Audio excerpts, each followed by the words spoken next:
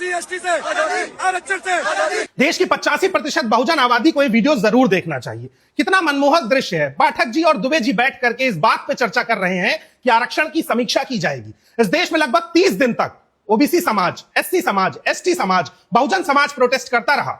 उसके ऊपर लाठियां चली, उसकी बात मानी गई, लेकिन 30 दिन बाद, लेकिन एक दिन का प्रोटेस्ट हुआ, आरक्षण हटाओ आंदोलन, और पाठक साहब पहुंच गए समीक्षा करने के लिए। ऐसा क्यों हो रहा है? इसी को तो सवर्णवाद कहा जाता है, इसी को ब्राह्मणवाद कहा जाता है।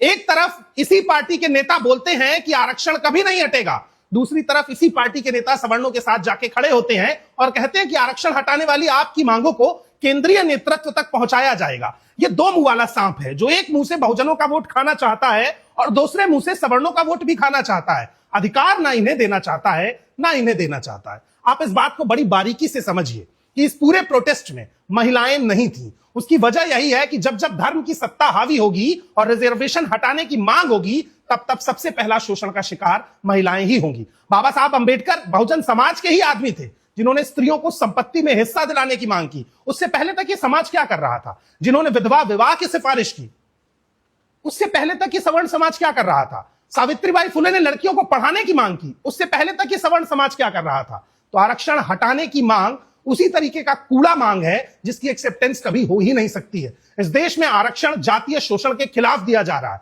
आर्थिक आधार पर नहीं। जब किसी की मूंछ काटते हैं तो जेब में बैलेंस चेक नहीं करते हैं। पाठक साहब तिलक लगा के पहुंच तो गए हैं ये बताने के लिए कि वो सवर्णों के साथ हैं, लेकिन क्या इस देश की 85% बहुजन आबादी पाठक साहब के इस चरित्र को भूलेगी?